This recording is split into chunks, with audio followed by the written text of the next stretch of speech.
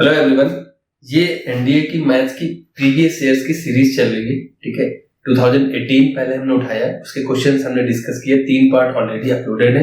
ये last part है second set का 2018 का। इसके बाद फर्स्ट सेट करेंगे। 2017 के बच्चे कह रहे हैं कवर कर ले, तो 2017, 18 और 19 टाइम बचेगा तो हम और पिछले साल के पेपर्स उठा लेंगे। अगर आप ये पूरी सीरीज देख लेते हैं ना, आपको काफी नॉलेज हो जाएगी। और ये चीज हम यहाँ पे देखिए, बेसिक आपको पता है, लगभग बेसिक आपको पता ही होगा। क्वेश्चंस कुछ नए टाइप के मिलते हैं, उनको कैसे सॉल्व करना है और ऑप्शंस के साथ कैसे खेलना है, ये चीज आपको आनी चाहिए। क्वेश्चंस में कम से कम टाइम देना, हर एक क्वेश्चन के लिए ट्रिक नहीं ढूंढनी होती। बेसिक आपका मजबूत है तो ऑप्शंस के साथ कैसे खेला जाता है वो हम यहाँ पे लर्न करेंगे। आप पहले की सारी सीरीज देख लीजिए, 3 पार्ट ऑलरेडी अपलोडेड है। अगर आपने वो नहीं देखी है तो पहले उनको देख लीजिए, लिंक डिस्क्रिप्शन में दे रखा है। और कुछ इंपॉर्टेंट क्वेश्चंस का लिंक भी डिस्क्रिप्शन में दे रखा है, वो भी वीडियो आप देख लीजिएगा। हमने 94 क्वेश्चन तक कंप्लीट कर दिया था। 95 नंबर क्वेश्चन हमने आपको करने के लिए दिया था कि ये आप ट्राई करिएगा। फिर हम यहीं से स्टार्ट करेंगे डिस्कशन अपना। तो वीडियो स्टार्ट करने से पहले यही रिक्वेस्ट है कि अगर आप पहली बार आए तो चैनल को सब्सक्राइब करिए और अपने फ्रेंड्स के साथ जरूर शेयर करिए। कोई भी आपके पास मेथड है या कोई सजेशन है कि इस पर्टिकुलर क्वेश्चन को हम और अच्छे तरीके से या शॉर्ट तरीके से कर सकते हैं, उसको कमेंट में जरूर मेंशन करिएगा, हम उसको भी इंक्लूड करेंगे। ठीक है, तो चलिए आगे स्टार्ट करते हैं। 95 नंबर क्वेश्चन देखिए। 95 नंबर क्वेश्चन क्या करा, इसकी हिंट मैंने दे रखी थी कि y is equal to mod sine x की पावर में भी मॉड है, then what is the value of dy by dx। x की वैल्यू जो है वो माइनस की दे रखी है। देखिए मॉड में अगर माइनस आता है तो वो माइनस के साथ ओपन होता है कि 2 माइनस मिलके प्लस बना देते हैं। मॉड का मतलब होता है अल्टीमेट आपको प्लस मिलना चाहिए, तो वही है। तो ये एक्चुअल में है क्या, ये एक्चुअल में है आपका y is equal to minus sine x की होल पावर माइनस x, और x की वैल्यू क्या है माइनस पाई बाई 6। इसको डिफरेंशिएट करना है, dy बाई dx की वैल्यू निकालनी। देखिए इस टाइप के क्वेश्चन में फंक्शन की पावर फंक्शन जब भी हम डिफरेंशिएट करते हैं, चाहे आप लॉग मेथड से करिए चाहे आप डायरेक्ट मेथड अप्लाई करिए, वैसे हम डायरेक्ट अप्लाई करेंगे, बेसिक जरूर पता होना चाहिए। लेकिन इनके डिफरेंशिएशन के बाद dy बाई dx जब निकलता है तो एक चीज ध्यान रखिए, बाहर ये एज इट इज जरूर आता है, पूरा कॉमन होके ये आता है। तो इस हिंट का यूज करके हम ऑप्शंस एलिमिनेट कर सकते हैं, ये चीज ध्यान रखिए। पूरी कैलकुलेशन करने की जरूरत, यही मैं कहता हूं कि आप ऑप्शंस के साथ कैसे खेल सकते हैं। तो x की वैल्यू अगर आप माइनस पाई बाई 6 मतलब 30 डिग्री पुट करते हैं तो ये वैल्यू हो जाएगी आपकी माइनस का सारे प्लस की हो जाएंगे, तो माइनस माइनस प्लस ये हाफ हो जाएगा, और ऊपर कितना है minus minus plus pi by 6, यानी 2 ऊपर जाएगा तो पावर माइनस की हो जाएगी, यानी बाहर 2 की पावर माइनस पाई बाई 6 जिस ऑप्शन में आ रहा है वही हमारा आंसर होगा। तो इसको देखते हुए मुझे पता चल गया कि बी और डी पार्ट हमारे आंसर नहीं हो सकता। तो रीजन आपको समझ में आ गया कि जब भी हम इस टाइप के क्वेश्चंस का डिफरेंशिएशन करते हैं तो एक ये जो बाहर फंक्शन दिया होता है ये एज इट इज आता है और अंदर पूरा डिफरेंशिएशन करने के बाद आता है। तो हमने सिर्फ इसी को उठाया, यहाँ पे वैल्यू रखी, तो ये फैक्टर जहां दिख रहा है वो हमारा ऑप्शन हो सकता है। तो यहाँ भी 2 ऑप्शन बचे, लेकिन फिर भी हमारा 50% चांस बन गया क्वेश्चन को सॉल्व करने इनके सही होने का। तो जब हम डिफरेंशिएशन करते हैं तो हम कैसे करते हैं, डायरेक्ट आप चाहे तो लॉग लेके कर सकते हैं, ये आपके ऊपर है। लॉग लेके कैसे करते हैं, दोनों मेथड हम बता दे रहे हैं। लॉग ले लेंगे तो वैल्यू क्या हो जाएगी, log y is equal to, log ले लेंगे पावर प्रोडक्ट में आ जाएगी और ये हो जाएगा लॉग माइनस साइन, और मॉड है तो आप माइनस हटा भी सकते हैं, लेकिन अभी फिलहाल हम ऐसे रख रहे हैं, ओवरऑल प्लस ही मिलना है इसलिए, क्योंकि अगर आप अभी माइनस हटा देंगे तो साइन के अंदर माइनस पाई बाई 6 रखना है, इसीलिए आप इसको ऐसे एज इट इज रखिए। अब इसको डिफरेंशिएट कर दीजिए तो ये 1 अपॉन में y और dy बाई dx हो जाएगा, और यहाँ पे प्रोडक्ट रूल लग जाएगा, x का कर देंगे तो माइनस 1 हो जाएगा, इनटू में लॉग ये minus sine x as it is रहेगा, और प्लस का माइनस x ये एज इट इज आएगा। अभी इसका कर देंगे तो ये होता है 1 अपॉन में x, तो 1 अपॉन में माइनस साइन x आ जाएगा, और साइन x का कर देंगे तो cos x होता है, और माइनस cos x है, तो ये माइनस cos x है। तो ये माइनस माइनस प्लस एक माइनस आएगा यहाँ पे, और यहाँ पे वैल्यू क्या है, अब आप अगर वैल्यू रखते हैं तो वैल्यू क्या हो जाएगी, ये हो जाएगा लॉग में वैल्यू आएगी साइन x वैल्यू 1/2 हो जाएगा, और यहाँ पे वैल्यू हो जाएगी माइनस cos पाई बाई 6, क्योंकि ओवरऑल माइनस का आ रहा है, यहाँ वैल्यू है π/6 इंटू कॉस की वैल्यू हो जाएगी √3/2, यानी ये cot 30 की वैल्यू simply root cos upon sine cot हो जाएगा, कॉट की वैल्यू √3 होती है, तो एक माइनस आ रहा है, माइनस किसमें दे रखा है, ए पार्ट हमारा आंसर हो जाएगा। देखिए पूरी कैलकुलेशन नहीं करनी, फिर भी अगर आपको करनी है तो आप पूरा एक्सप्लेन करके कर सकते हैं। कैसे किया है वो आप देख सकते हैं। अगर डायरेक्ट करने का मेथड क्या होता है, डायरेक्ट करने का तरीका क्या होता है कि ए की पावर x मान के करते हैं और एक बार x की पावर n मान के करते हैं। इसको डिफरेंशिएट अगर करना होता है, a की पावर x मान के करेंगे तो वैल्यू क्या आती है, a की पावर x का क्या होता है, a की power x into log a आता है, लॉग में साइन x आ जाएगा। हमने x तो इसको माना ना भाई, हमने डिफरेंशिएशन 2 टाइप के पढ़े, एक बार बेस कांस्टेंट होता है, एक बार पावर कांस्टेंट होता है। हम अभी बेस कांस्टेंट ले रहे हैं, तो जिसको x मानते हैं, x तो पावर वाले को मानने उसका करेंगे, तो x माइनस x का करेंगे तो माइनस वाला आ जाएगा, प्लस a की पावर x करके मान लिया। अभी हम x की पावर n मानेंगे, अभी हम इसको कांस्टेंट ले लेंगे और ये बेस हमारा x मान के करेंगे, तो x की पावर n का क्या होता है, एक x n प्रोडक्ट में आता है और x की पावर एक कम हो जाती है, तो -1 एक कम हो जाएगी, -x में -1 हो जाएगा। फिर sin x को माना था हमने, तो माइनस sin x का करेंगे तो माइनस cos x हो जाएगा।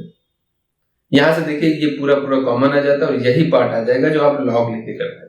तो चीजें समझ में आ रही है, थोड़ा सा कॉम्प्लिकेटेड हो रहा है यहाँ पे, आप इसको आप अपने तरीके से कर सकते हैं। जो आपका बेसिक मेथड पता है, लॉग लेके करिए या आप डायरेक्ट कर लीजिए। डायरेक्ट करने में एक बार हम a की पावर x मानते हैं, बेस कांस्टेंट लेते हैं, पावर को x मानते हैं, पावर में जो भी फंक्शन दिया होता है उसका चेन रूल से दोबारा करते हैं, प्लस एक फिर बेस को x मानते हैं, पावर को कांस्टेंट, जिसको कांस्टेंट मानते हैं उसका दोबारा नहीं करते, जिसको x मानते हैं उसका करते। तो ये डायरेक्ट अप्रोच होती है करने की, तो ये इसका आंसर हो जाएगा। हमने तो डायरेक्ट कर लिया था, ये तो आप पूरा एक्सप्लेन किया आपको, हमने देखते टिक मार दिया इस क्वेश्चन का कि 2 ऑप्शन नहीं हो सकते थे, थोड़ा सा सॉल्व किया, पता चल गया अंदर माइनस आएगा, तो 2 की पावर में माइनस और अंदर भी एक माइनस, तो वो एक ही ऑप्शन था। 97 नंबर क्वेश्चन देखिए क्या कह रहा है, what is the integration of 1/a² sin² x plus b² cos² x। तो ये बहुत इजी क्वेश्चन है, cos² से डिवाइड करते हैं तो ये tan इनवर्स x का फॉर्मूला हो जाता है और प्लस रहेगा, माइनस नहीं आएगा और b भी नहीं आएगा, ऊपर x वाला पार्ट आता है, तो ये आंसर हो जाएगा। कुछ नहीं करना था इसमें, आपको पता होगा, नहीं पता है तो आपको कमेंट कर देना। वैसे भी हम कुछ टॉपिक्स की जैसे इंटीग्रेशन हो गया वो, और कुछ और अच्छे टॉपिक्स का हम वो शॉर्ट मेथड्स वगैरह important topics important questions discuss कर देंगे, क्रैश कोर्स वगैरह स्टार्ट कर देंगे। तो बस आपको कमेंट करना है जो टॉपिक आपका कमजोर है, थोड़ा सा उसमें प्रैक्टिस की जरूरत है, तो उसके अच्छे क्वेश्चंस करा देंगे। ये आपको पता होगा, इसमें cos से डिवाइड कर देंगे और tan x आ जाएगा, यहाँ पे उसको t लेट कर लेते हैं तो sec² x dx हो जाता है। ये सिंपल फॉर्मूला दे रखा था, कुछ नहीं करना था इसमें।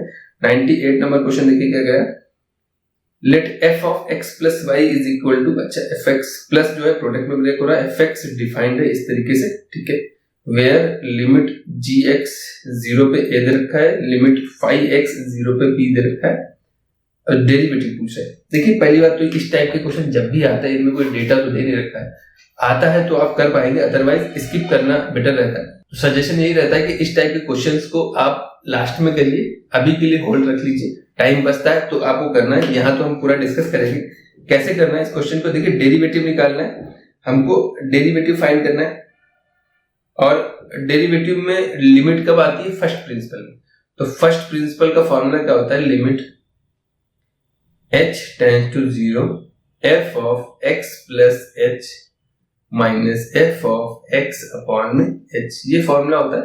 ये f डैश x का अगर आपने पढ़ रखा है फर्स्ट प्रिंसिपल, अब 12th करके आए तो फर्स्ट प्रिंसिपल पता ही होगा। तो यहाँ पे f डैश x की वैल्यू कितनी हो जाएगी, लिमिट y दे रखा है तो y tends to 0 f of x plus y minus का f of x अपॉन में y। आई होप इतना क्लियर है। और ये देखिए प्लस इन्होंने बता रखा है कि ये इस तरीके से ब्रेक हो रहा है, तो यहाँ पे f of x into f of y हो जाएगा, माइनस में f of x दे रखा है अपॉन में y है, f of x पूरा कॉमन आ जाएगा, लिमिट सिर्फ y पे रखी है तो y x वाला फंक्शन पूरा बाहर आ जाएगा, ये है f of y minus 1। f of x इस तरीके से है तो f of y भी निकाल लेंगे, x की जगह y रख देना है, तो ये वैल्यू हो जाएगी F of x. F of x आना चाहिए, तो ये ऑप्शन नहीं होगा, ये ऑप्शन नहीं होगा, दो ऑप्शन होने के चांसेस है, क्योंकि एफ ऑफ एक्स तो आ ही रहा है रिजल्ट में। देखिए तो एफ ऑफ एक्स 2 में नहीं दे रखा था, तो मैंने यहां से पता चल गया कि दो ऑप्शन नहीं हो सकते हमारे। एक चीज और देख लेते हैं, बस थोड़ा सा और कैलकुलेशन करनी पड़ेगी इसमें, और कुछ नहीं करना है। एफ ऑफ वाई कितना आ जाएगा, ये हो जाएगा 1 1 कैंसिल हो जाएगा, माइन प्लस का एक्स टाइम्स एक्स की वाई रखना है, एफ ऑफ वाई निकालना है। इसमें आपको एफ ऑफ वाई रख देना है जाके इस वाले पार्ट में, तो वाई एफ ऑफ वाई निकल आएगा 1 plus Y G of Y और फाई ऑफ वाई, ये वैल्यू आ जाएगी। और ये लिमिट है हमारी y टेंड्स टू 0 और इधर -1, 1 से 1 कैंसिल हो जाएगा, अपॉन में y था, y से y कैंसिल हो जाएगा, और इनकी लिमिट की वैल्यू दे रखी है ab, यानी ab fx आ जाएगा, 1 नहीं आ रहा है, हमारा लास्ट पार्ट आंसर हो जाएगा। थोड़ी सी कैलकुलेशन यार, इस टाइप के क्वेश्चन को आपको बेसिक पता होना चाहिए। लिमिट फर्स्ट ऑर्डर में ही आती है, अदरवाइज डेरिवेटिव में जरूरत नहीं पड़ती लिमिट की। चलिए आगे देखते हैं, और कुछ डेटा भी नहीं दे रखा था। क्वेश्चन नंबर 96 क्या कह रहा है, what is the derivative of differentiation करना है इसका, इक्वल टू, और लिमिट ये दे रखी है, यानी ये हमें इस कंडीशन के अंदर इसको डिफरेंशिएट करना है। देखिए ये क्वेश्चन बहुत अच्छा है, जो रूट में जब भी इस रूट में 1 माइनस साइन 2x आ जाता है, बच्चों में बड़ा कंफ्यूजन रहता है कि इसको cos x minus sine x का होल स्क्वायर लिखा जाए या रूट में sine x minus cos x का होल स्क्वायर लिखा जाए। दोनों ओपन करने पे रिजल्ट यही देंगे, ठीक है। बट कंडीशन इन्होंने ये जो मेंशन कर दी है ना, इस हिसाब से हमारा आंसर कितना आ जाएगा, cos x plus sign x। कैसे आ रहा है देखिए, इसके लिए आपको बस ग्राफ समझना होगा। साइन x cos x का ग्राफ कैसे होता है, ये मान लिया ओरिजिन है, साइन x ऐसे आता है और ऐसे चला जाता है, ये π/2 है, 90 पे मैक्सिमम वैल्यू देता है। कॉस क्या करता है, 0 पे मैक्सिमम देता है, तो यहां से मैक्सिमम देके π/4 पे इक्वल होते हैं दोनों, और ये 90 पे 0 होके ऐसे चला जाता है, यही होता है। ये cos x है और ये sin x है, तो यहाँ π/4 के पहले 0 से π/4 में cos x बड़ा है sin x से, और π/4 से π/2 के बीच में आप देखिए sin x बड़ा है cos x से, यही होता है। तो मॉड में हमें तो इसीलिए जब भी ये ओपन होता है तो हमेशा मॉड के साथ ओपन होता है। मॉड में आप sin x minus cos x लिखिए या cos x minus sin x लिखिए, लेकिन हमें पता चल गया इस इंटरवल में cos बड़ा है तो cos x minus sin x लिखेंगे, हमेशा पॉजिटिव रिजल्ट आएगा, रूट के अंदर पॉजिटिव होना चाहिए, यही मतलब था इसका।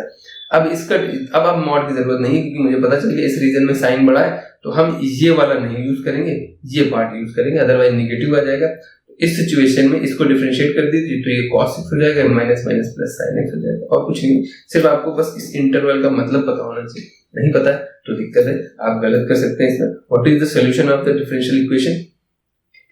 99 नंबर क्वेश्चन भी अच्छा है। देखिए डिफरेंशियल इक्वेशंस को सॉल्व करना थोड़ा सा लेंथी प्रोसेस है मेरे अकॉर्डिंग। अगर इक्वेशन इजी दे रखी है तो आप कर सकते हैं, अदरवाइज हम ऑप्शन प्रेफर करते हैं।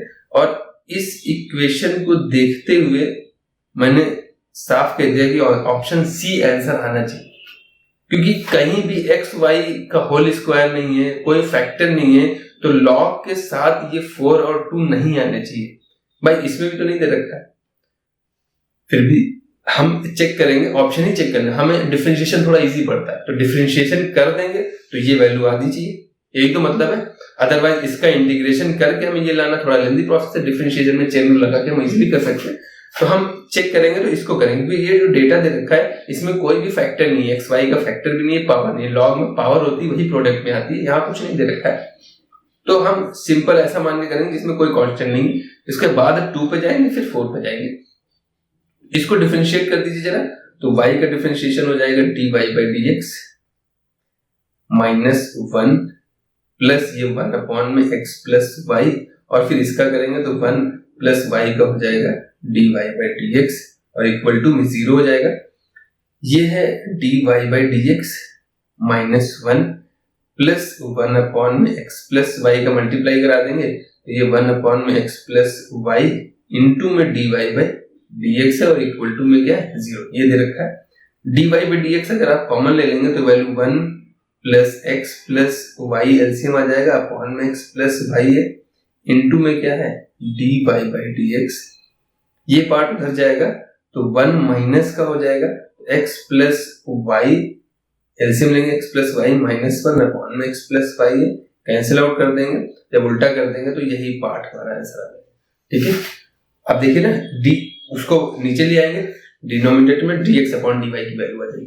तो इस टाइप के क्वेश्चन में डिफरेंशिएशन थोड़ा सा इजी पड़ता है, हम ऑप्शन प्रेफर करते हैं, बाकी आपके ऊपर, अगर आपको ये डिफरेंशियल इक्वेशन निकालना इजी लगता है तो आप वो प्रेफर कर सकते हैं। ठीक है, वैसे वेरिएबल सेपरेबल वाली है, वेरिएबल उसमें पहले रिड्यूस करना पड़ेगा, reduce to variable separable, then हम करते हैं। ठीक है, इस टाइप के क्वेश्चन को नहीं पता है थोड़ा सा बेसिक देखिए, अदरवाइज कमेंट कर दीजिएगा, हम उसका डिटेल सॉल्यूशन बेसिक के साथ बता देंगे। क्वेश्चन नंबर 100 देखिए क्या है, what is limit x tends to pi by 6, ये लिमिट की वैल्यू फाइंड करनी है पाई बाई 6 पे। तो पहले बात तो पाई बाई 6 रख के देखिए, अगर 0/0 हो रहा है तो एल हॉस्पिटल रूल अप्लाई कर सकते हैं, तो पाई बाई 6 30 डिग्री होता है और साइन 30 पे 1/2 देता है, तो ये वैल्यू 1/2 प्लस 1/2 यानी ऊपर भी 0 हो रहा है, क्योंकि हाफ प्लस हाफ माइनस 1 यानी हाफ हाफ 1 हो जाएगा, माइनस 1 0 हो जाएगा, और नीचे भी 1/2 माइनस 3/2 प्लस 1, नीचे भी 0 हो रहा है, तो आप एल हॉस्पिटल रूल अप्लाई कर सकते हैं। पहली चीज, एल हॉस्पिटल रूल में अगर 0/0 आ रहा है तो ऊपर डिफरेंशिएट कर देना, नीचे डिफरेंशिएट कर देना, फिर से आ रहा है तो फिर से डिफरेंशिएट कर देना, ये तब तक रहता है जब तक 0/0 आता रहता है। या आप इसके फैक्टर भी कर सकते हैं, दोनों ऑप्शन है जो आपको इजी लगे। फैक्टर भी हो जाएंगे, क्वाड्रेटिक इक्वेशन है, sin x के टर्म में क्वाड्रेटिक इक्वेशन दे रखी है, इसके फैक्टर कर लीजिए। मुझे दिख रहा था एल हॉस्पिटल रूल ज्यादा इजी है तो थोड़ा सा वही लगा लेते हैं, ऊपर डिफरेंशिएट करेंगे तो वैल्यू हो जाएगी 4 sin x का क्या हो जाएगा cos x और प्लस cos x, नीचे क्या है ये वैल्यू हो जाएगी 4 sin x का हो जाएगा cos x minus 3 cos x cancel हो जाएगा तो वैल्यू आएगी 4 sin x प्लस 1 अपॉन में 4 sin x माइनस 3, और sin x पाई बाई 6 पे x की वैल्यू पाई बाई 6 आप रख दो, पाई बाई 6 मतलब 30 डिग्री पे वैल्यू हाफ देता है, तो ऊपर हो जाएगा 2 प्लस 1 अपॉन में 2 माइनस 3, वैल्यू हो जाएगी माइनस 3 आंसर हो जाएगा। आई होप इतना क्लियर। तो आप एल हॉस्पिटल रूल लगा लीजिए या फैक्टराइजेशन कर लीजिए, ये आपके ऊपर है। नेक्स्ट क्वेश्चन देखते क्या है, क्वेश्चन नंबर 103 क्या कह रहा है, the average age of combined group of men and women is 25 years. ठीक है, यानी एक ग्रुप है जिसमें आदमी है औरतें, उनकी एवरेज एज है 25, यानी हर एक की एवरेज एज 25 है।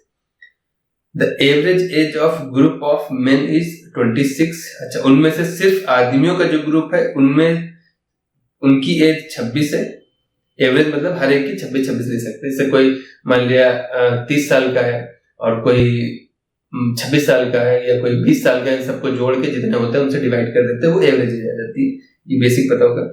द ग्रुप ऑफ वुमेन, औरतों का जो ग्रुप है उसकी एवरेज एज 21 ईयर है। Then the percentage of men and women in the group. देखिए ये बहुत ही अच्छा क्वेश्चन है, इससे आपका एक नया कॉन्सेप्ट क्लियर होता है। इसका आंसर वैसे आ जाएगा 25 और 26 4:1 के रेशियो में हमारा ऑप्शन डी दे रखा है।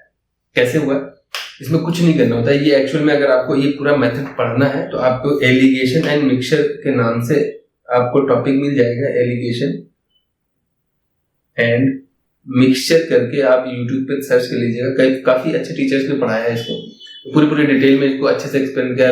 राकेश सर से पढ़ सकते हैं या और टीचर्स हैं काफी अवेलेबल है, वहां जाके इनको पूरे अच्छे से पढ़ सकते हैं। तो ये पूरा वही मेथड होता क्या है इस टाइप के क्वेश्चन में। देखिए इस टाइप के क्वेश्चन कैसे होते हैं, मान लिया पहले एक एग्जांपल देख लीजिए कि 2 क्वालिटी का राइस है, राइस 1 राइस 2। पहले वाले राइस जो भी रहता है वो सेम, अगर क्वांटिटी दे रखी है तो सब जगह क्वांटिटी आएगी, प्राइस दे रखा है तो सब जगह प्राइस आएगी। ठीक है, यानी कि पहले वाले राइस की जो प्राइस है मान लिया वो 33 रुपीज है, दूसरे वाले राइस की प्राइस जो है वो 25 रुपीज है। एक सेलर क्या करता है कि अच्छी क्वालिटी के राइस में पुरानी खराब क्वालिटी के राइस मिला के और उसको 30 रुपीज में बेच रहा है। तो यहाँ पे क्या है कि सभी प्राइस दे रखे हैं, अगर क्वांटिटी दी होती तो यहाँ पे भी क्वांटिटी आती। तो ये मिक्सचर की क्वांटिटी है, जो मिक्सचर है जो बना है दोनों को मिला के, जैसे यहाँ पे क्वेश्चन में क्या है वही मिक्सचर है, मेन और वुमेन का उसकी एवरेज दे रखी है और सबकी अलग अलग एवरेज दे रखी थी। तो इस टाइप के क्वेश्चन क्या करते हैं, जो मिक्सचर आता है उसको मिड में रखते हैं, पहली क्वांटिटी इधर दूसरी क्वांटिटी इधर, इनका डिफरेंस लेंगे और ये जो क्वांटिटी है ये इन दोनों के बीच में आनी चाहिए। देखिए 30 जो है 33 और 25 के बीच में, तो इनका डिफरेंस इधर 5 आ जाएगा और इनका डिफरेंस इधर 3 आ जाएगा। कहने का मतलब क्या है कि फर्स्ट वाली जो राइस है वो 5 kg होगा तो सेकंड वाला 3 kg मिलाना पड़ेगा, तभी प्राइस 30 रुपीज हो पाएगी। समझ आ रहा है? तो ये इस टाइप से क्वेश्चन किया जाता है। तो यहाँ पे देखिए 25 हमारी ग्रुप की एज थी, इधर मेन लिखिए इधर वुमेन, ये मैंने मन में कैलकुलेशन कर ली थी। मेन की सेपरेट 26 दे रखी है, वुमेन की सेपरेट 21 दे रखी है, इसका डिफरेंस इधर करेंगे 4 आएगा, इसका डिफरेंस करेंगे 1 आएगा, यानी मेन और वुमेन जो पूरे ग्रुप में उनका रेशियो 4:1 में होना चाहिए था। तो 4:1 में देखिए यही दे रखा था, 20 से डिवाइड कर देंगे, 4:1 का रेशियो सिर्फ इसी में आ रहा है। इस टाइप के क्वेश्चन ऐसे किए जाते हैं। अच्छा कॉन्सेप्ट है, अगर आपको इस टाइप के क्वेश्चंस करने हैं, एक मिक्सचर दूसरा मिक्सचर को मिला के एक एवरेज बना है उसका दे रखा है, तो इनकी क्वांटिटी पूछ सकता है, इनके प्राइस पूछ सकता है, ठीक है। इस टाइप में हो सकता है ये भी दे सकता था कि मेन की टोटल आदमी इतने हैं तो औरतों के बारे में पूछ सकता था, ठीक है। इस टाइप के क्वेश्चन बनते हैं। ये मेथड अगर आपको पढ़ना है अभी, आपको चाहे तो आप हमसे पढ़ना है तो आप कमेंट कर दीजिएगा, अदरवाइज आप यूट्यूब पे सर्च कर सकते हैं, आपको सेपरेट मिल जाएगी video.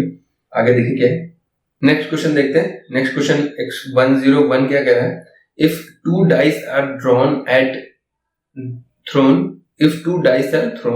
at least one of dice shows 5, ठीक है, then probability that sum is 10 or more।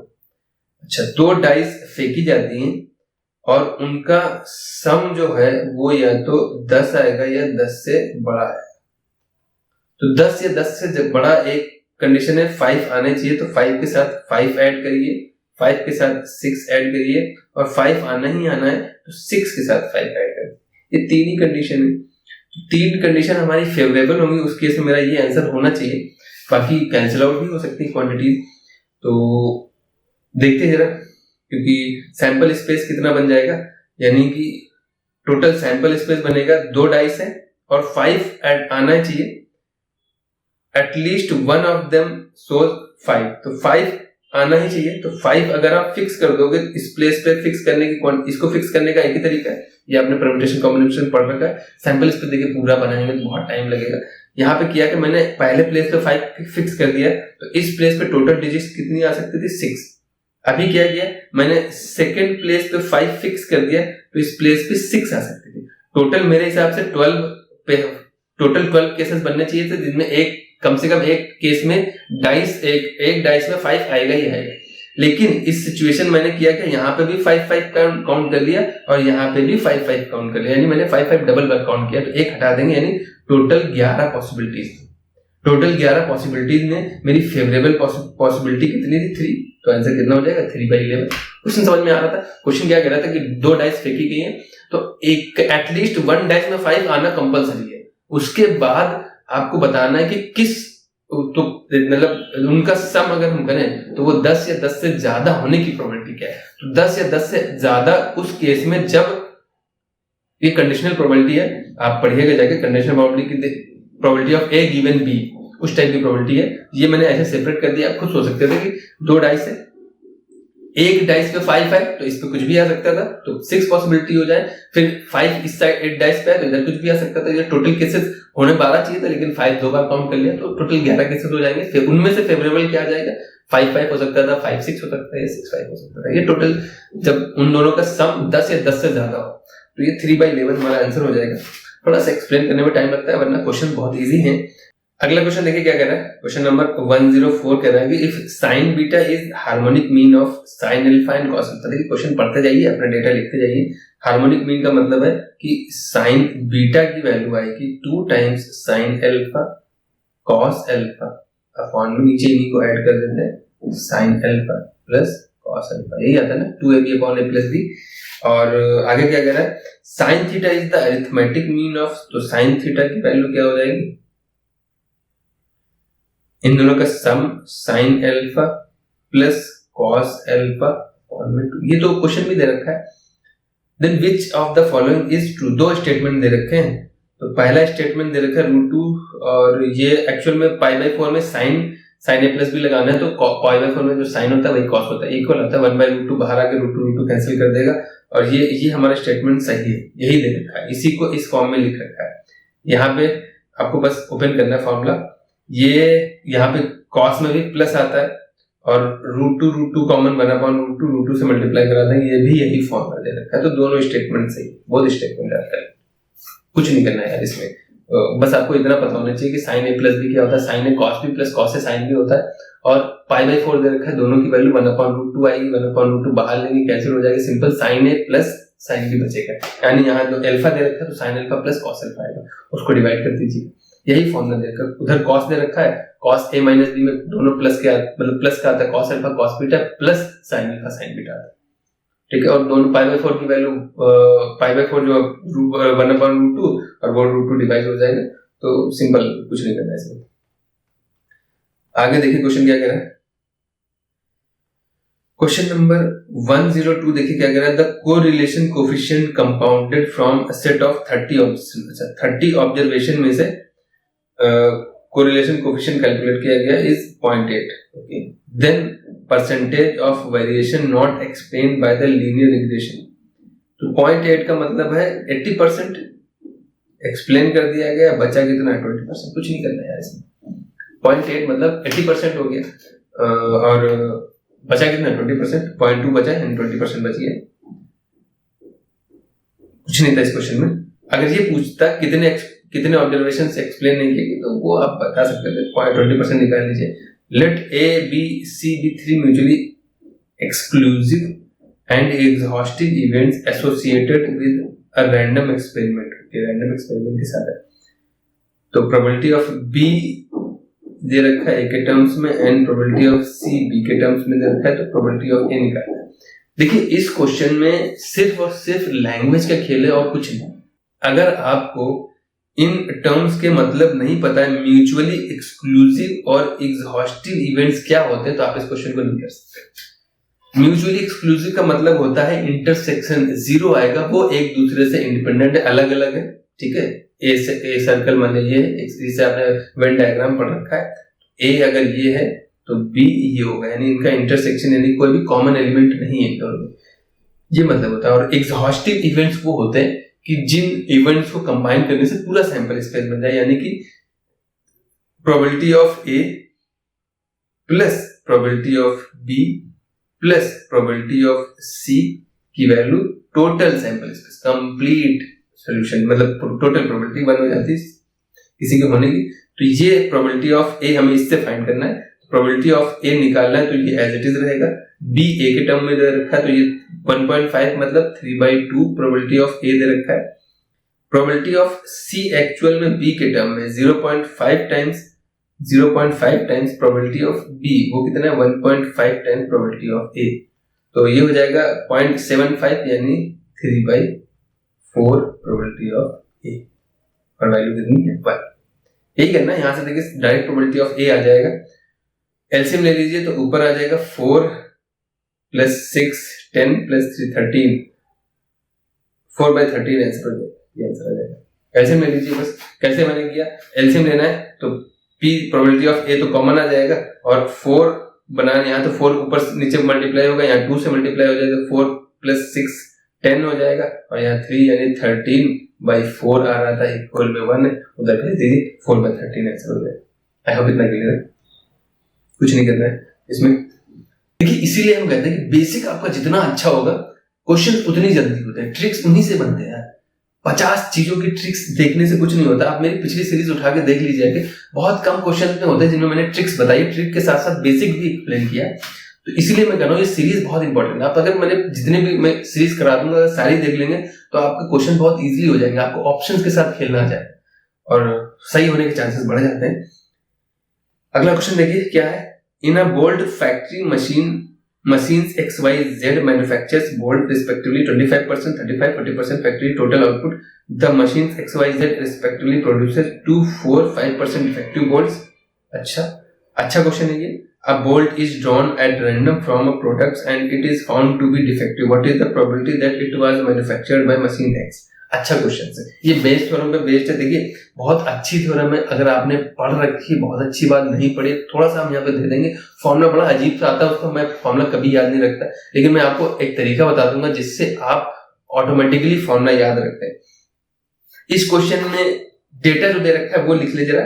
3 machine से, मशीन X से मैन्युफैक्चर हो उसकी प्रोबेबिलिटी है यानी 25% यानी 25/100। Y से प्रोड्यूस होने वाले बोल्ट्स की प्रोबेबिलिटी है 35% और Z से प्रोड्यूस होने वालों की प्रोबेबिलिटी है 40%। डिफेक्टिव प्रोडक्ट वो भी X से आए वो 2% है। डिफेक्टिव बोल्ट Y से आए वो हमारा दे रखा था 4%। डिफेक्टिव बोल्ट हमारा Z से प्रोड्यूस हो उसकी प्रोबेबिलिटी है 5%। मैं सिंपल सी बात है, ज्यादा बनेंगे, जो ज्यादा बनाना है उसके डिफेक्टिव होने के चांसेस भी ज्यादा है। अब आपको एक बोल्ट पिक करना और वो डिफेक्टिव हो और वो भी X का हो, ऐसा कह रहे हैं। इसके लिए बेस थ्योरम को समझ लीजिए, बेस थ्योरम का फॉर्मूला समझ लीजिए पहले क्या होता है। बेस थ्योरम क्या कहती है, मैं इधर समझा दे रहा हूँ, बाद में इरेज कर दूंगी। बेस थ्योरम कहती क्या है उसको समझिए कि मान लिया एक बड़ा सा बॉक्स है, उस बड़े से बॉक्स में 3 छोटे बॉक्स हैं, ए, ये बी बॉक्स है, ठीक है, इसको समझ लीजिए बहुत अच्छे से। और ये बॉक्स सी है।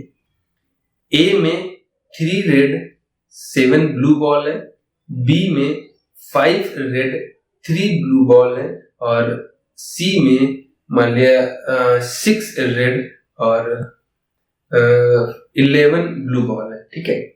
अब हमें करना क्या है कि एक ब्लू बॉल सिलेक्ट करनी है बी से, ठीक है, हमको एक बॉल सिलेक्ट करनी है, वो कहां से होनी चाहिए, बी। तो आप देखिए ना, एक बॉक्स के अंदर 3 बॉक्स है, तो पहले हमें बॉक्स सेलेक्ट करना पड़ेगा, ठीक है। तो इस टाइप का क्वेश्चन करते क्या, हमें रेड बॉल चाहिए वो भी बॉक्स बी से, तो पहले हम बॉक्स सेलेक्ट करेंगे। तो 3 बॉक्स है, हर एक बॉक्स सेलेक्ट करने की प्रोबेबिलिटी 1/3 हो जाएगी। ए सेलेक्ट करेंगे तो उसकी 1/3, बी सेलेक्ट करेंगे उसकी 1/3। तो बी सेलेक्ट, पहले बॉक्स बी सेलेक्ट करेंगे उसकी प्रोबेबिलिटी हो जाएगी 1/3। उसके बाद बी बॉक्स से रेड बॉल निकालने की प्रोबेबिलिटी 5/8। देखिए 5 रेड है, टोटल 8 है। अब अपॉन में क्या करते हैं, ये पूरा एज इट इज लिख देते हैं, 1/3 5/8 प्लस ये करते हैं। पहले हमने क्या किया, बॉक्स सेलेक्ट किया, उसके बाद हम उससे निकालते हैं आउटपुट जो हमें कह रहा था क्वेश्चन में। अब हमने क्या किया कि ये ए भी हो सकता था, ए से रेड बॉल निकालेंगे तो 3/10 है प्लस बी तो ऑलरेडी लिख चुके हैं, सी से 1/3 पहले सी सेलेक्ट कर सकते थे और उससे रेड बॉल 6/70। बस इसको सॉल्व कर लीजिए, यही आंसर। फॉर्मूला हम याद नहीं रखते, इसी तरीके से करते हैं। इसमें भी वही कॉन्सेप्ट है। इस क्वेश्चन में देखिए, अब यहाँ पे क्या कह रहा था कि हमें जो है डिफेक्टिव चाहिए और वो भी किससे होना चाहिए, एक्स। तो पहले हम एक्स मशीनरी सेलेक्ट करेंगे, एक्स मशीनरी का प्रोडक्ट सेलेक्ट करेंगे। एक्स मशीनरी का प्रोडक्ट सेलेक्ट करने की प्रोबेबिलिटी 25/100 है, कैंसिल मत करिएगा क्योंकि अभी सभी 100 कैंसिल आउट हो जाते हैं। 25/100 उसमें डिफेक्टिव होने की प्रोबेबिलिटी 2/100 है, ठीक है। इस टाइप के क्वेश्चन ऐसे ही होते हैं बेस थ्योरम में। अपॉन में ये एज इट इज डेटा लिख दीजिए, 25/100 इंटू 2/100 प्लस वो x से होगा, y से भी तो हो सकता था, y से हो सकता था, y की कंडीशन लिख दीजिए और y में डिफेक्टिव की कंडीशन ये दे रखी है, प्लस z से हो सकता था, z में 40 दे रखा है और इसकी प्रोबेबिलिटी 5/100। ठीक है, बस इसको सॉल्व करना। देखिए मुझे पता है 100 कैंसिल हो जाएगा, ऊपर 50 आएगा और डिनोमिनेटर में आ जाएगा 50 प्लस ये 35 दूना 70 होता है, 70 का डबल करना है 140 हो जाएगा, ये 50 है प्लस और ये हो जाएगा 200, तो ये हो 390, तो ये 50/390 यानी 0 कैंसिल हो गया 5/90 ये पार्ट आंसर होता है। तो इस क्वेश्चन में सिर्फ बेस थ्योरम लगी है और कुछ नहीं। इस टाइप के क्वेश्चंस आते हैं बेस थ्योरम के से। ये क्वेश्चन बहुत इंपॉर्टेंट है जो पूछा जाता है, एक ब्लड रिपोर्ट है, उसके सही होने, पॉजिटिव होने के चांसेस कितने हैं, नेगेटिव होने के चांसेस कितने हैं और रिपोर्ट गलत होने के चांसेस कितने हैं। इस टाइप के क्वेश्चन इसी थ्योरम पे बेस्ड होता है, उसको आप देख लीजिएगा, आपके एनसीईआरटी या आरडीसी में मिल जाएगा उसका सोल्यूशन। क्वेश्चन नंबर 108 क्या है, 3 groups of children contain 3 group हैं बच्चों के, जिसमें पहले ग्रुप में 3 गर्ल हैं 1 बॉय है, ये पहला ग्रुप है। दूसरे ग्रुप में 2 गर्ल हैं 2 बॉय हैं। तीसरा ग्रुप क्या है, 1 गर्ल है 3 बॉय, ठीक है। 1 child is selected at random from each group, हर एक ग्रुप से सिलेक्ट करना है, मतलब 3 बच्चे सिलेक्ट करेंगे। फिर the probability that 3 selected consist 1 girl and 2 boy, हमको वो केस बताना है। तो 1 गर्ल पहले ग्रुप से आ सकती थी, बाकी से फिर हमको बॉय लेने पड़ेंगे, या फिर बी हो सकता था, या फिर बी जी, ये सिचुएशन हो जाएगी। तो आपको भी पता है भाई 1 गर्ल और 2 बॉय आने के केसेस यही हो सकते हैं। तो पहले ग्रुप से गर्ल सेलेक्ट होते तो 3/4 है। दूसरे ग्रुप एक सेलेक्ट करना है बच्चा, तो दूसरे ग्रुप से बॉय सेलेक्ट होने की वैल्यू 2/4 है, और तीसरे से 1 बॉय सेलेक्ट होने की वैल्यू 3/4 प्लस अपॉन में 4 आएगा। इसका मतलब पहले ग्रुप से बॉय 1/4 है, दूसरे ग्रुप से गर्ल 2/4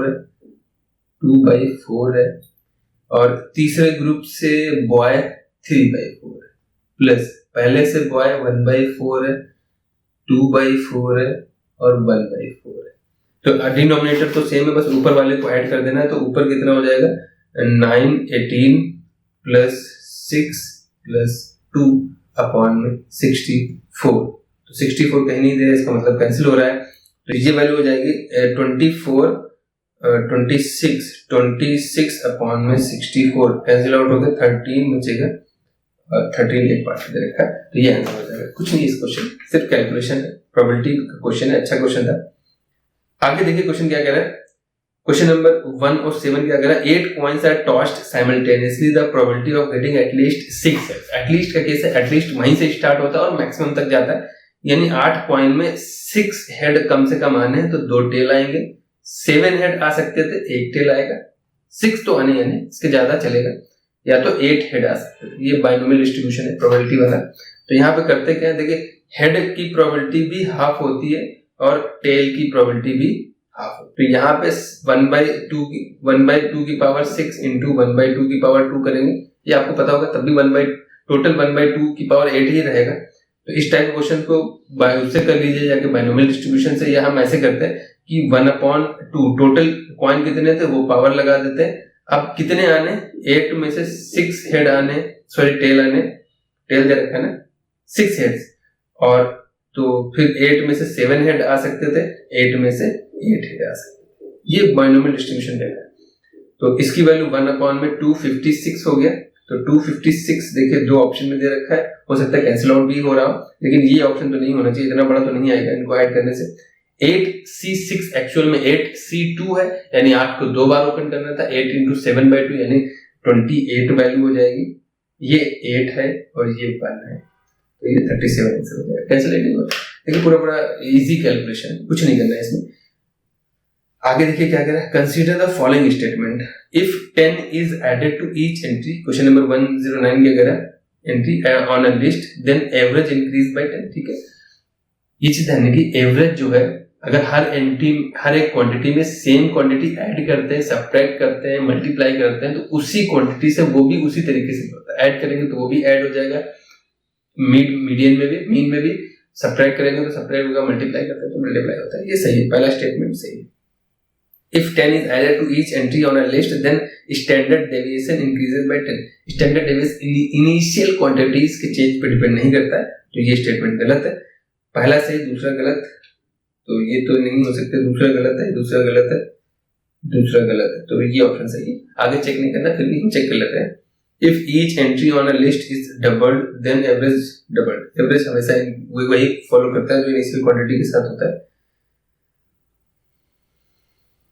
अगला क्वेश्चन देखिए क्या है, question number 110, the variance of 25 observations is 4। Variance दे रखा हुआ है। If 2 is added to each observation then new variance, देखिए मैंने बता रखा है standard deviation variance initial quantity की चेंज पे डिपेंड नहीं करते हैं, तो ये कुछ नहीं करना यार, इसमें 4 आंसर है। अगर आपको पता है बेसिक तो ही आप टिक कर सकते हैं, अदरवाइज नहीं कर पाएंगे। क्वेश्चन अगला देखिए क्या है, 113, the regression coefficient of b on x, तो b ऑन x कितना दे रखा है -6। The correlation coefficient between x and y R X and Y कितना दे रखा है, हाफ। तो regression coefficient X on Y यानी बी एक्स ऑन वाई पूछा यार, ये क्वांटिटी इन दोनों का ज्योमेट्रिक मीन होता है। तो आर एक्स वाई यानी माइनस हाफ की वैल्यू कितनी हो जाएगी, अंडर रूट ए बी यानी -6 और बी एक्स वाई, ये पूछा था, ये क्वेश्चन मार्क है। तो यहां से आप निकाल लीजिए बी एक्स वाई की वैल्यू 1/4 और 1/6 माइनस 1/24 हो जाएगा, यानी बी ऑप्शन से। सिंपल फॉर्मूला अप्लाई करना है। इफ एक्स आई और वाई है ग्रेटर देन 0 पॉजिटिव क्वांटिटीज है और n तक जाना है, are the values of two variables x and y with the geometric mean p q such that then geometric mean of x upon y। कुछ नहीं है, geometric mean है question में। देखिए क्वेश्चन के हिसाब से p जो है x सीरीज कैसे बनेगी, कैपिटल X सीरीज जो बनेगी वो है x1 x2 x3 xn बन जाएगा, y कितनी बन जाएगी y1 y2 y3 yn, ये y वाली सीरीज बन जाएगी, i की वैल्यू चेंज करते रहेंगे। तो p क्या है, x वाले का ज्योमेट्रिक मीन यानी x1 into x2 into x3 xn, geometric mean ऐसे निकलते हैं अपॉन में टोटल पावर, जितने टर्म है वो अपॉन में पावर हो जाती है। रूट ए बी करते हैं यानी a into b की पावर हाफ होती है ना, तब दो नंबर्स का ज्योमेट्रिक मीन निकालते हैं, 3 का निकलेंगे 1/3 हो जाएगी, या n है तो 1/n हो जाएगा। q क्या दे रखा है, q वैल्यू हो जाएगा y1, ये कैपिटल X सीरीज थी, कैपिटल Y सीरीज थी, y1 कितना हो जाएगा y1 into y2 into y3 yn की वैल्यू भी 1/n हो जाएगी।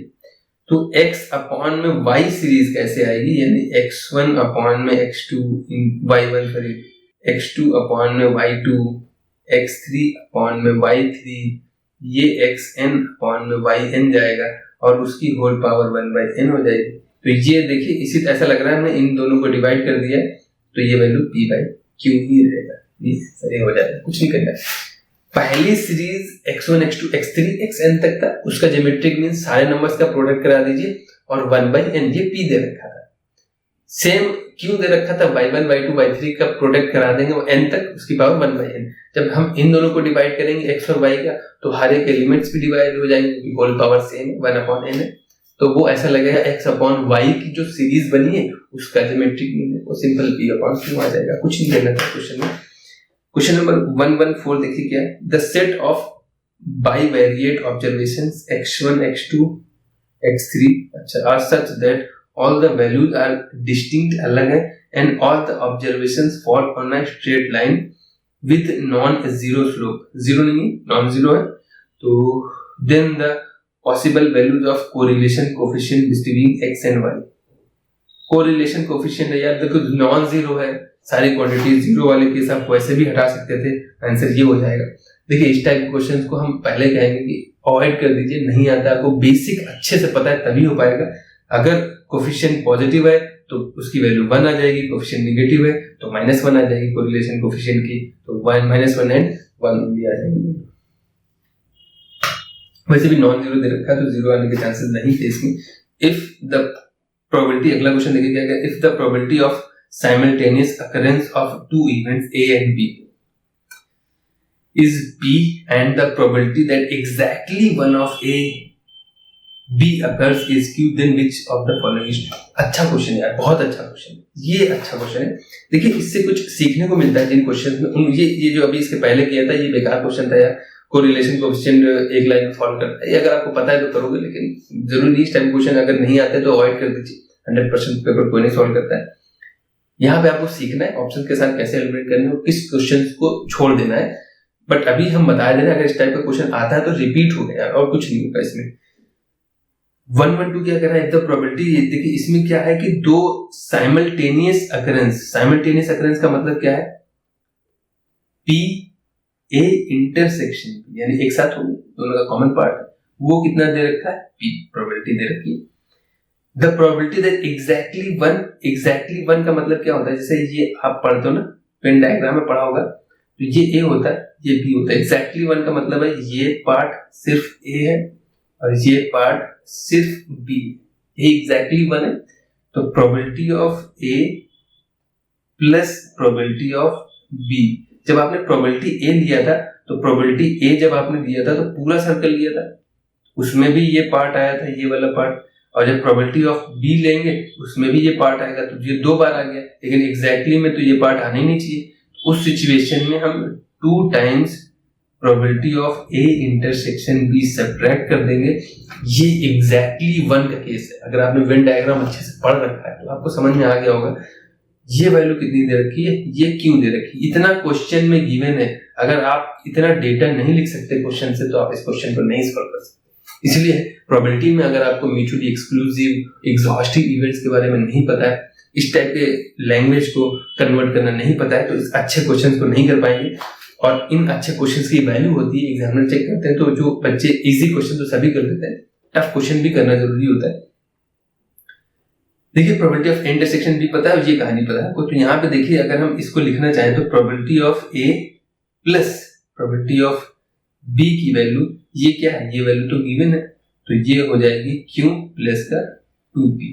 यहाँ पे अगर हम ये वैल्यू पुट कर देंगे और ये उस साइड चला जाएगा तो ये वैल्यू आती है। ये इतना डेटा गिवन था। आगे देखिए probability of A not plus probability of B not की वैल्यू ये आनी चाहिए, तो प्रोबेबिलिटी ऑफ ए नॉट क्या हो जाएगा, 1 माइनस का probability of A plus probability of B not क्या हो जाएगा, 1 माइनस का प्रोबेबिलिटी ऑफ बी, और वैल्यू इसकी वैल्यू निकालनी है तो ये हो जाएगा 2 माइनस का probability of A plus probability of B, और ये वैल्यू हमने निकाल रखी है, ये दे रखी है, ये वैल्यू यहाँ पुट करेंगे तो 2 माइनस का क्यू माइनस का 2p आना चाहिए, तो वैल्यू ठीक है, सही, पहला पार्ट सही है हमारा। पहला पार्ट इसमें से ये ऑप्शन नहीं होगा, ये ऑप्शन नहीं होगा, ठीक है, थोड़ी कम कैलकुलेशन करनी पड़ेगा। अब दूसरा भी चेक करना पड़ेगा क्योंकि 1 और 2 में कोई 1 और 3 में कोई एक आंसर होगा, तो probability of A complement intersection B complement निकालना है। इसके लिए डी मॉर्गन्स इस तरीके का एक लॉ होता है, वो कहता क्या है कि ए यूनियन बी का पूरे का कॉम्प्लीमेंट इज इक्वल होता है A complement intersection B complement. उल्टा हो जाता है ना सर, अगर यहाँ यूनियन है तो इंटरसेक्शन हो जाएगा, इंटरसेक्शन है तो यूनियन हो जाता है।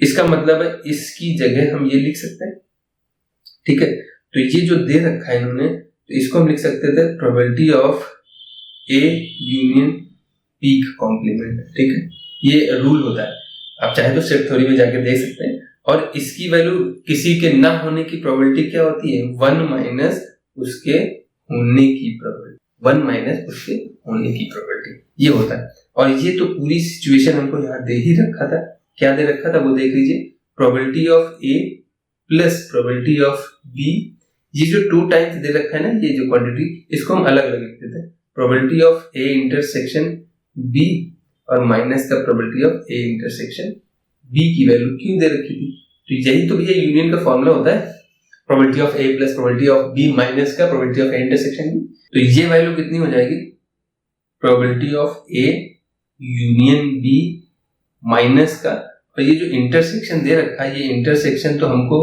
ये दे रखा है ना p है, तो ये p है और ये इक्वल टू q है, यानी probability of a union b की वैल्यू कितनी है, p प्लस q, तो यहाँ 1 माइनस p माइनस q आना चाहिए, और वही दे रखा है, यानी both option correct, C part. देखिए अच्छा क्वेश्चन है, इस क्वेश्चन को आप 1-2 बार रिवाइंड करके जरूर देखिएगा, इससे आपको काफी कॉन्सेप्ट क्लियर हो जाएंगे। अच्छा क्वेश्चन है। अगर प्रोबेबिलिटी में दिक्कत है आपको तो आपको कमेंट करना है यार, वीडियो अच्छी लग रही है तो लाइक शेयर जरूर करिए, ये अच्छा क्वेश्चन है यार, और इससे आपको काफी कुछ सीखने को भी मिलेगा।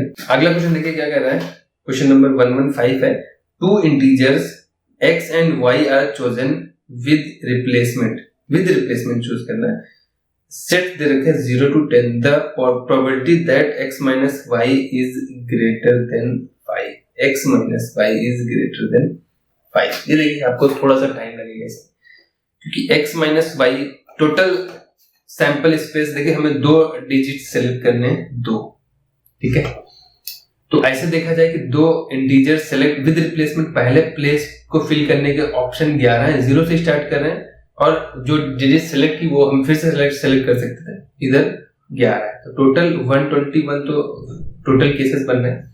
2 डिजिट सेलेक्ट करने की जो केसेस बनेंगे वो इतने बन रहे हैं, लेकिन ये कह रहा है कि उनका जो डिफरेंस है मॉड लगा है, मतलब पॉजिटिव क्वांटिटी, यानी कि -5 भी आए या 5, हमें उससे मतलब नहीं, सिर्फ हमें 5 मिल रहा है। मॉड का मतलब होता है सिर्फ डिफरेंस, ठीक है, सब्ट्रैक्शन माइनस नहीं देखना है, इसलिए मॉड है सिर्फ प्रोबेबिलिटी, यानी आप 5 माइनस 10 लिखे तब भी 5 ही आएगा, 10 माइनस 5 लिखे तब भी 5 ही आएगा। इस सिचुएशन में हमें आगे पीछे दोनों के केसेस लेने पड़ेंगे। टोटल 121 है, तो इसका मतलब यार ये ऑप्शन तो नहीं होना चाहिए, 3 ऑप्शन से आंसर आएंगे, 121 आ रहा है। देख लेते जरा ऑप्शन क्या बन, अगर आप x की वैल्यू 10 लोगे तो y क्या क्या हो सकता था, x की वैल्यू 10 लोगे तो y क्या हो सकता था, 0 हो सकता है, 1 हो सकता है, 2 हो सकता है, 3 हो सकता है, 4 हो सकता है, 5 नहीं ले सकते, इक्वल हो जाएगा, हमको 5 से बड़ा चाहिए, ये ऑप्शन रख सकते थे। टोटल कितने बन जाएंगे, 1 2 3 4 5, और उल्टा भी कर सकते थे, टोटल 10 डिजिट्स यहाँ से 10 पेयर ऐसे बनेंगे जिनका डिफरेंस 5 से बड़ा रहेगा, ठीक है। आप 10 0 ले लो, 0 10 ले लो, 10 1 ले लो, 1 10 ले लो, ठीक है, इस टाइप से। अगर हम 9 लेते हैं, और उल्टा भी हो सकता है ना, इसलिए उनका डबल कर देना है। टोटल देखिए 3 to 5 थे तो 5 का डबल हो जाएगा। 9 के साथ क्या ले सकते थे हम, 9 के साथ 0 ले सकते हैं, बिल्कुल 1 ले सकते हैं, और 2 ले सकते हैं, 3 ले सकते हैं, 4 नहीं ले सकते, 4 ले लेंगे तो 5 आ जाएगा, 5 से बड़ा चाहिए, टोटल 4 है, टोटल 8 आ जाएगी, मतलब उनका डबल कर देना रिवर्स ऑर्डर में, क्योंकि हमें डिफरेंस चाहिए था। अगर हम 8 लेते हैं तो 8 के साथ क्या ले सकते थे, 0 ले सकते हैं, 1 ले सकते हैं, 2 ले सकते हैं, और 3 नहीं लेंगे, तो यहाँ पे 3 3 6 ऑप्शन मिल जाएंगे, टोटल 6 पेयर मिलेगा। 7 लेते हैं तो 7 के साथ 0 ले सकते हैं हम, 1 ले सकते हैं, 2 नहीं लेंगे तो यहाँ पे 2 2 4 पेयर मिल जाएंगे, और 6 के साथ हम सिर्फ 0 ले सकते हैं, 1 नहीं लेंगे तो यहाँ पे 0 6 और या 6 0 2 पेयर मिल जाएंगे। तो टोटल इनको ऐड कर देना 10, और ये भी 10 है, ये 10 है, और ये भी 10 है, टोटल 30, यानी 30/125, ये आंसर हो जाएगा। सैंपल स्पेस कैसे बनाना है ये आपको डिपेंड करता है। उन्होंने कहा डिफरेंस मतलब पॉजिटिव 0 10 लिखी है, 10 0 लिखी, वो डिफरेंस 10 5 से बड़ा ही है, ठीक है, डिफरेंस मतलब ये है। अगर कोई भी दिक्कत थोड़ा सा रिमाइंड करिएगा, अच्छा क्वेश्चन है ये। नेक्स्ट क्वेश्चन देखिए क्या कह रहा है, question number 116, an analysis of monthly wages paid to the workers in 2 firms A and B belonging to the same industry gives the following result. Number of workers A और B में दे रखा है, इनके मंथली वेजेस दे रखे हैं, variance of distribution दे रखा है, the average of monthly wages or the variance distribution wages all the workers।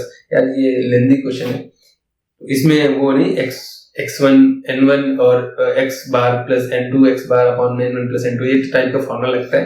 ये क्वेश्चन मैं आपके लिए दे रहा हूँ, आपको बस इसका आंसर कमेंट करना है, कमेंट बॉक्स में कमेंट कर देना है। ये थोड़ा सा लेंदी क्वेश्चन है, बट आप एग्जाम में इसको अवॉइड कर दीजिएगा, लास्ट में टाइम बचता है तो आप प्रॉपर फॉर्मूला याद है तो करिएगा, अदरवाइज तुक्का मत मारिएगा, इस क्वेश्चन में कुछ नहीं कर सकते, आपको कैलकुलेशन करनी पड़ेगी। क्वेश्चन नंबर देखिए, ये मैं आपके लिए दे रहा हूँ, कैलकुलेशन करके आपको बस आंसर कमेंट बॉक्स में कमेंट करना है। क्वेश्चन नंबर 118 क्या कह रहा है, which one of the following can be obtain from ogive. ये भी यार थ्योरेटिकल क्वेश्चन है, ठीक है, अगर आपको पता है ओगिव से मीडियन मिलता है तो आप कर पाओगे, अदरवाइज नहीं कर सकते। इसमें भी आप कुछ कैलकुलेशन है तुक्का तो लगा ही नहीं सकते।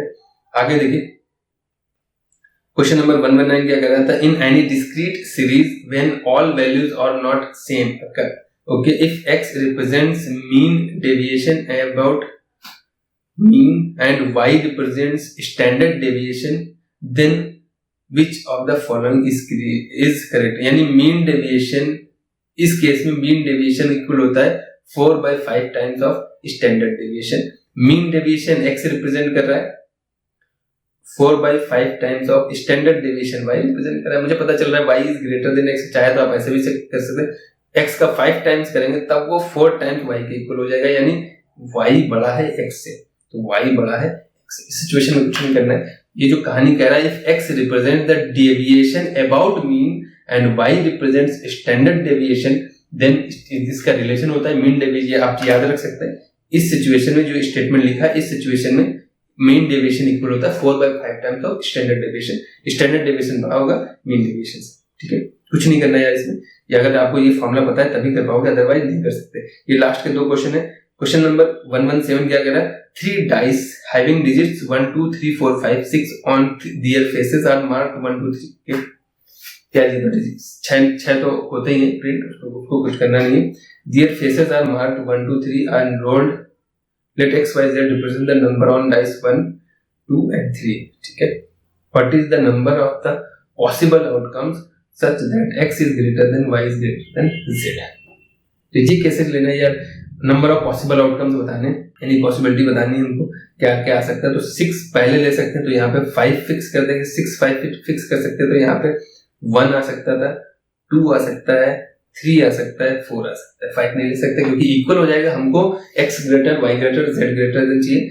6 के बाद 4 फिक्स कर देंगे, तो यहाँ पे क्या ले सकते थे, 1 ले सकते हैं, 2 ले सकते हैं, 3 ले सकते हैं, ऐसे चेक कर लेना है। और 6 के बाद यहाँ पे 3 ले लेंगे, तो यहाँ पे 1 ले सकते हैं, 2 ले सकते हैं। अब 6 के बाद 2 नहीं ले सकते, ठीक है। अब ये 6 से इतने ऑप्शन मिल गए, तो ये आप कैलकुलेट इस तरीके से कैलकुलेट करनी है। फिर 5 के लिए चेक कर लेना है, 4 के लिए चेक करना है, 3 के लिए चेक करना है, बस 2 के लिए नहीं चेक करेंगे। 3 में 3 2 1 एक ही मिलेगा, इस तरीके से आपको निकाल लेना है टोटल आपका। और जो भी आंसर है इसको भी आपको कमेंट बॉक्स में कमेंट कर देना है। मैंने तरीका बता दिया कैसे चेक कर लेना है। तो यहाँ पे देखिए ये दोनों फिक्स कर दिया, तो 1 2 3 4 पेयर यहाँ से मिलेंगे। इन दोनों को फिक्स कर दिया तो 5 6 7 टोटल 7 हो जाएंगे, या 3 पेयर यहाँ से मिल जाएंगे और 2 पेयर यहाँ से मिल जाएंगे, ठीक है। तो टोटल 4 + 3 + 2 तो यहाँ से मिल गया, टोटल 9 तो यहाँ यहीं पे हो गए हैं, तो थोड़ा सा ज्यादा आएगा। 14 नहीं हो सकता आंसर, 16 भी नहीं होगा, तो इन दोनों में से एक आंसर आ जाएगा। आप कैलकुलेट कर सकते हैं यार, 6 रखने से ही मेरे इतना आ गया और 3 वाला भी एक देगा, तो 10 तो यहीं पे हो रहे हैं, तो 14 आने के चांसेस नहीं है। 14 16 बहुत मुश्किल है, 18 20 हो सकता है आंसर, बट फिर भी आपको आंसर कमेंट करना है। तो 14 तो नहीं आएगा, इतना श्योर है, क्योंकि 5 रखेंगे, 5 के बाद 4 फिक्स करके वैल्यू चेक करेंगे, फिर 3 फिक्स करके वैल्यू चेक करेंगे, इस तरीके से 4 फिर लेंगे, तो पेयर नंबर ऑफ पेयर ज्यादा आ जाएंगे।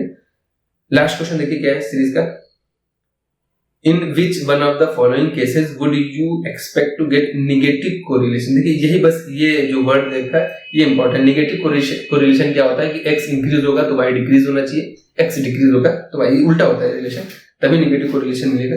The age of husband and wife, यार ये कोई बकवास ऑप्शन है। वाइफ की भी औरत एज बढ़ेगी, कम थोड़ी नहीं होगी, ऐसा बेवकूफ है। सुसाइज एंड इंटेलिजेंस, ये कोई बड़ा जूता होगा तो अकल कम होगी, ऐसा ये बकवास है, ये कहने की बातें होती।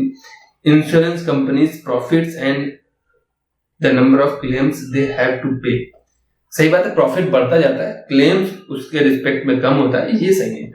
Amount of rainfall and yield of crop, बकवास यार, बकवास ऑप्शन है। सिंपल बस आपको बस नेगेटिव कोरिलेशन तब मिलेगा जब एक इनपुट बढ़ाएंगे तो आउटपुट डिक्रीज होना चाहिए, एक क्वांटिटी बढ़ती है दूसरी क्वांटिटी डिक्रीज होती है। तो बाकी से ऑप्शन बहुत बकवास थे, ऑप्शन से ही खेल सकते थे, इसमें कुछ नहीं करना था यार। ये पूरा सेट इसमें कंप्लीट होता है। आपको प्लीज अच्छा लगा तो लाइक शेयर और सब्सक्राइब जरूर करिए। आप कमेंट कर देना किस किस टॉपिक्स में दिक्कत है, किस क्वेश्चन में दिक्कत है, वो क्वेश्चन हम रिपीट कर देंगे, ठीक है, सेपरेट बना देंगे। इसके बाद हम इसका फर्स्ट पार्ट उठाएंगे 2018 का, फिर 17 के दोनों पेपर कराएंगे, फिर 19 पे आएंगे। तो ये सीरीज बहुत इंपॉर्टेंट है, आपको काफी कुछ सीखने को मिलेगा, आपके सारे पार्ट्स आपको देखना बहुत जरूरी है। तो जो टॉपिक्स वीक है वो आपके कवर हो जाएंगे, और बाकी क्रैश कोर्स तो हम करा ही देंगे। जो टॉपिक्स आप लोग बताएंगे उनका हम करा देंगे, बाकी जो नेक्स्ट पेपर आएगा उसके लिए हम पूरा स्टार्टिंग से सिलेबस कराएंगे। तब तक के लिए सेफ रहिए, चैनल को सब्सक्राइब जरूर करिए, अगर पहली बार देख रहे हैं अपने फ्रेंड्स के साथ शेयर करिए। नेक्स्ट वीडियो मिलते हैं, थैंक यू।